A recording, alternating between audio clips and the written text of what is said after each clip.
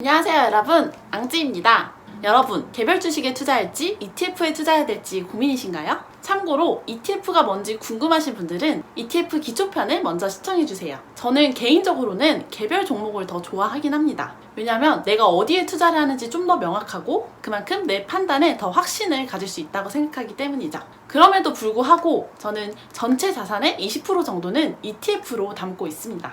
오늘은 제가 왜 그렇게 ETF에 투자를 하는지, 어떤 기준으로 ETF를 고르는지 소개해 드리도록 하겠습니다. 우선 제가 ETF에 투자하는 이유는 영원한 대장주는 없다라고 생각하기 때문입니다. 대장주라는 건 그 업계에서 가장 잘 나가는 주식이라고 보시면 되는데요. 최근 몇 년간은 팡이라고 부르죠. 아마존, 구글, 애플 같은 IT 기업들이 그 주인공이었습니다. 사실 이 대장주만 잘 골라도 시장을 초과하는 수익률을 얻을 수가 있습니다. 그러니까 딱 시장만큼의 수익률을 추구하는 ETF에 투자할 필요가 없는 것이죠. 그러니까 이런 생각이 드는 겁니다. 나스닥 추종 ETF인 QQQ에 투자를 하는 대신에 잘 나가는 마이크로소프트, 아마존, 애플에만 투자를 해놓고 10년, 20년 묵혀두면 되는 것 아닌가? 라는 생각이 드는 겁니다. 그렇지만 아마 투자를 10년, 20년 오랫동안 하신 분들은 경험으로 알고 계실 겁니다. 우리 역사를 길게 늘려서 보면 대장주들은 계속해서 바뀌어왔습니다. 99년에는 마이크로소프트, 2004년에는 GE, 2009년에는 페트로 차이나, 2014년에는 애플, 그리고 2019년에는 마이크로소프트. 이렇게 보니까 마이크로소프트가 정말 대단해 보이긴 하네요. 그런데 과연 그 변화의 흐름을 우리가 정확하게 예측하고 미리 대응을 할 수 있을까요? 정말 쉽지 않을 겁니다. 왜냐면 그럴 때쯤이면 이미 개인 투자자들 사이에서 무조건 얘네만 사면 된다라는 강력한 믿음이 자리 잡고 있을 때일 것이기 때문입니다. 그래서 모든 개인 투자자들이 그 주식을 들고 있을 때쯤 아주 조용히 새로운 대장주가 떠오를 준비를 하고 있을 겁니다.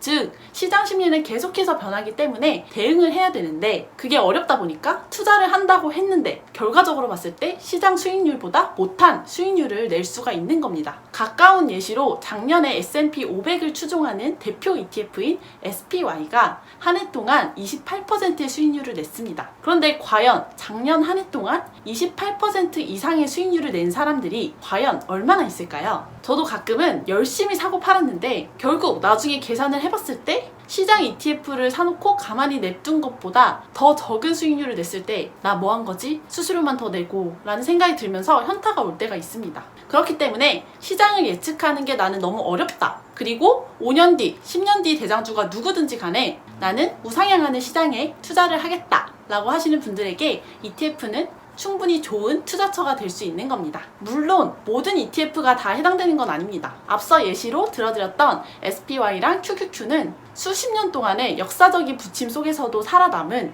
ETF계의 조상님들이었고요. 실적이 저조한 흔히 말해서 잡 ETF를 잘못 걸리면 잡 주식에 투자한 것만큼이나 위험합니다. 왜냐면 ETF도 개별 종목과 마찬가지로 부실하다고 판단이 되면 상장 폐지를 할 수도 있기 때문입니다.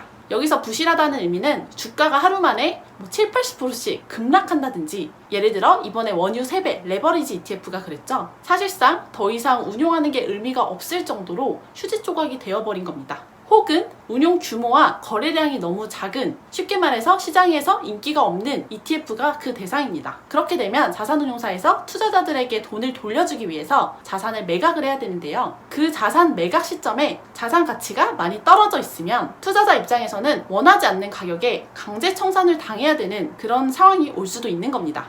그렇기 때문에 ETF를 고를 때도 우량주 고르듯이 신중하게 골라야 됩니다. 그렇다면 우량 ETF를 어떻게 판단을 하느냐? 저의 체크리스트를 보여드리겠습니다. 답은 etf.com에 모두 나와 있습니다. 우선 운용사를 확인합니다. 아무리 상품이 좋아도 운용사가 망해버리면 ETF는 강제 청산 절차에 들어가게 됩니다. 이런 운용사 리스크를 피하기 위해서라도 규모가 어느 정도 되는 자산 운용사를 선택하시는 게 좋습니다. 미국의 상위 탑3 자산 운용사는 블랙락과 스테이트 스트리트 그리고 뱅가드가 있습니다. 이 회사들이 운용하는 ETF 펀드명에는 iShares, SPDR, 뱅가드라는 브랜드명이 앞에 붙게 됩니다. 그 다음은 상장 시기, 자산운용 규모, 거래 금액을 확인합니다. 오래될수록 자산운용 규모가 클수록 거래가 활발할수록 그만큼 시장에서 인정받는 믿을만한 상품이라고 볼 수 있겠죠. 그리고 운용 보수를 확인합니다. 당연히 운용 보수는 저렴할수록 좋습니다. 참고로 운용 보수는 ETF 가격에 이미 반영이 되어 있기 때문에 ETF 가격에서 추가로 낼 건 없습니다. 마지막으로 구성 종목과 편입 비중을 살펴봅니다. 아무리 쉽게 투자할 수 있는 ETF라고 하더라도 내가 어디에 얼마나 투자를 하고 있는지는 알고 있어야 됩니다.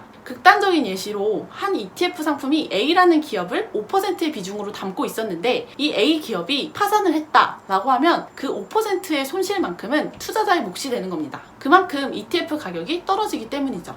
그렇기 때문에 적어도 앞 페이지에 나와 있는 10개 기업 정도는 체크를 해보시고 들어가시길 추천드립니다. 업계 상위 기업들이 적절한 비율로 들어가 있다라고 하시면 안심하고 투자를 하셔도 되겠죠. 그 안에서 1, 2등이 바뀌는 것 정도는 개인의 선호도 문제일 겁니다. 이렇게 6가지 항목만 제대로 체크를 해주시면 우량 ETF를 선별해내실 수 있을 겁니다. 참고하시라고 가장 대표적인 시장 ETF와 섹터별 ETF를 소개해드리겠습니다. 시장 ETF는 S&P 500을 추종하는 SPY와 나스닥 지수를 추종하는 QQQ, 다우 지수를 추종하는 다이아가 있습니다. 섹터별 ETF는 IT, 금융, 바이오 등등 각 업계를 대표하는 ETF라고 보시면 되는데요. 통상 이렇게 11개 섹터로 구분을 합니다. 오른쪽은 가장 많은 비중으로 담고 있는 탑5 종목을 적어놨으니 참고해주시면 되겠습니다. 이상 제가 ETF에 왜 투자를 하는지, 우량 ETF를 어떻게 선별하면 되는지, 그리고 마지막으로 시장, 섹터별 대표 ETF까지 알아봤습니다. ETF 투자 결정 내리시는데 조금이나마 도움이 되셨기를 바라며 이상 마치겠습니다. 안녕!